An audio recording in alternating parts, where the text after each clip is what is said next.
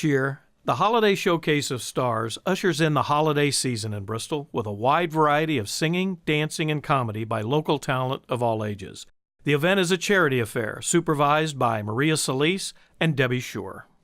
Debbie, you're kind of the director and the overall. Give us a little bit about the history and the Holiday Showcase and exactly what it means. Sure. The history is that a group of alumni, parishioners, and volunteers from the community came together for the old St. Anthony's Grammar School as a fundraiser. And we decided we wanted to do something fun. We decided we wanted to do something that would kick off the holiday season for everyone in the community. And that's when it was born. So how many years have we been doing this now? This will be the 15th. Yeah. So that's just amazing. Have you both always been involved in it? Yes. Or? Yes, both of us. And so you mentioned the school. Let's talk a little bit about the school and what this fundraiser, because that's what it is besides, a great community event. What does it mean to the school? It means a lot financially to them, and it means a lot for marketing. If you get 500 people, 600 people come to this show, some of them bring their children. Some of them bring little children who are looking for a school. What a great event to promote your school, to promote Catholic education. It now, with St. Anthony's closing, now all the funds go to St. Joseph's and St. Matt's. Let's talk a little bit about the kids, because that's got to be the fun part for everybody involved. And Maria, you've done the Mum Festival, so you've worked with all types. How does this compare? Well, this is why I come back year after year, is to work with the kids, really. With the Mum Festival, we don't have a kids choir, right. Obviously. So it's my chance, and I'm not a music teacher, but I love music, and I like to teach music and to spread that, enthusiasm, and this is like my little way of being able to do that. And these kids that come back year after year are just a lot of fun. Everybody loves Christmas music. It's a nice mix of kids. It's not only the children that go to the school, St. Joseph's or St. Matthew's. We're also involving children from the community, so you don't necessarily have to be a Catholic school student to be involved with the Christmas, with the Showcase of Stars. So we're here in the Guided Hall, and we're during practice, and we're kind of in the middle of practice, and we see the kids, and just to see them smile, it's got to be a lot, because you don't teach at the Mum Festival. You're kind of teaching them new songs, and really kind of, I think for a lot of them, doing traditions. Yes. Absolutely. Yes. We teach them the traditional songs that you hear, all the Christmas carols, but we throw in a lot of music that's inspirational in nature, as opposed to it's all related to the real reason for Christmas. The real reason for Christmas. Sometimes we forget that, don't we? Yes. Yeah, but it's nice when you teach them something. Like we were working on Silver Bells, and they just kind of know that. So it's a little bit intuitive. They hear it all the time. But then we also we try to throw in something fun and new that they can learn too, so it keeps them sort of interested. And then they're like sponges. They're a lot better than the adults with teaching their music. The kids just, from week to week, they just seem to just remarkable. Get it. They just get it. They're sponges. And it's not an hour and a half or so of singing either, is it? There's a lot of different things. You were talking last year about, was it a dance medley? We have phenomenal dancers. We have always said our dance numbers seem to set us apart from other shows that may be similar. Superb dancing. We do a comedy act, which is usually pretty funny. But the spirit comes from the children. There's no doubt. There's true spirit. When you see them the first night, they rehearse here every week. The first time they go to St. Paul's on the big stage is remarkable. It's got to be a little shocking. They are so taken back. Right. You always tell the parents when they're sitting here watching, them rehearse in a church hall, and then it gets, it doesn't translate until they get to the stage. So then there's the rehearsal. Becomes very real. It does, and then, Yes. but you know what? It really just, every year I get that moment where the curtain opens and the kids are standing there in their beautiful dresses and their shirt and tie and the decorations, and it's like, what just happened? To go from here to there is like night and day. It's a miracle. Yep. It really is. Well, and that's the true meaning. There we go. The true meaning of Christmas.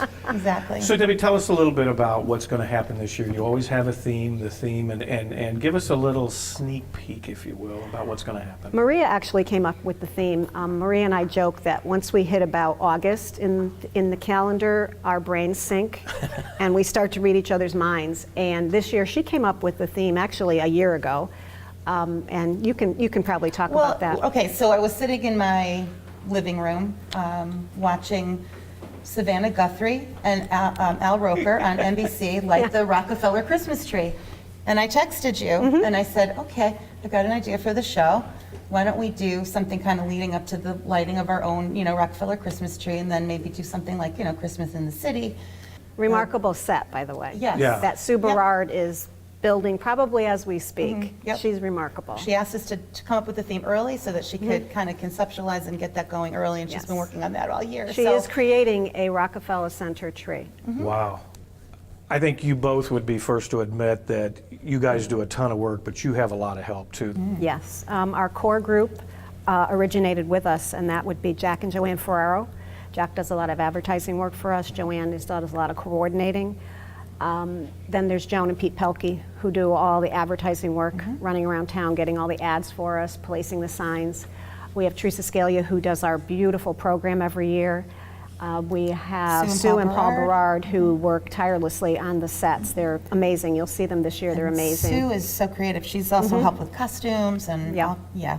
And then they sing in the choir also. It And takes we're a also village. happy, yes, it does take a village, and it also takes new blood, because Right. we get tired.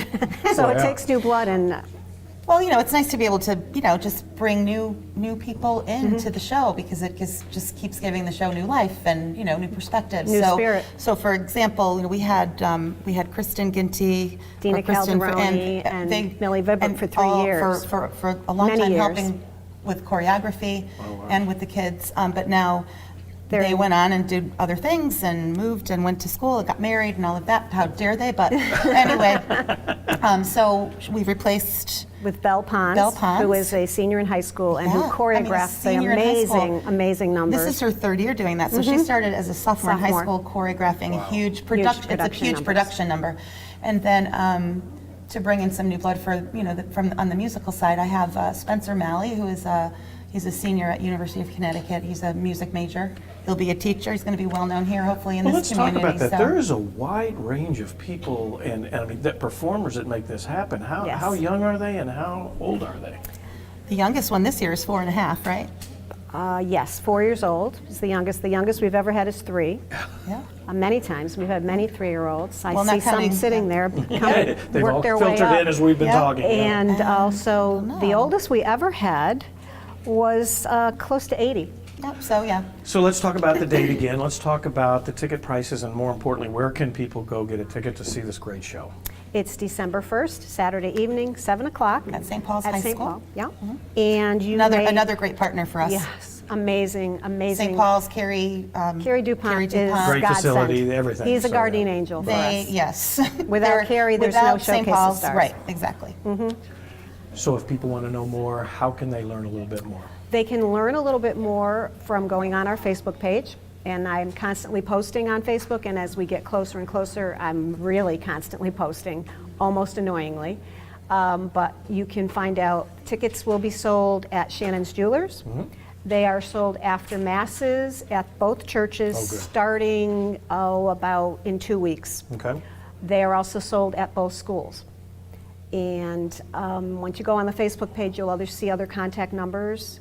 We're all reachable, and we will run tickets to you if we have to. Well- And tickets are available at the door. I always tell people we're getting closer and closer to a sellout every year, so you take your chances, but they are available. Over 500, I think, last year. Yes. So I mean, it's very Yep. popular, and if history tells us anything, it's going to be fabulous. It's a great way to start It is. to kick off the holiday It is, season. and Yep. it's a great way to share the true spirit of the season with everyone. And my feeling is if we touch one heart in that production that night, our job is done. I got a feeling you're teaching a lot more and reaching a lot more people than you ever know.